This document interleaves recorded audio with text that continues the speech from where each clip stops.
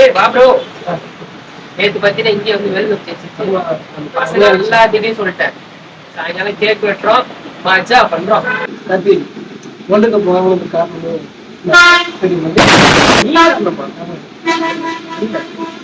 அதாவது இது வரைக்கும் சின்ன வயசுல இருந்து நான் பார்த்த மேட்ச் எதுவுமே இந்தியா தோற்றதே கிடையாது. அதனால இந்த வேர்ல்டு கப்பும் நான் பார்த்தேன், அதனாலதான் ஜெயிச்சிச்சு.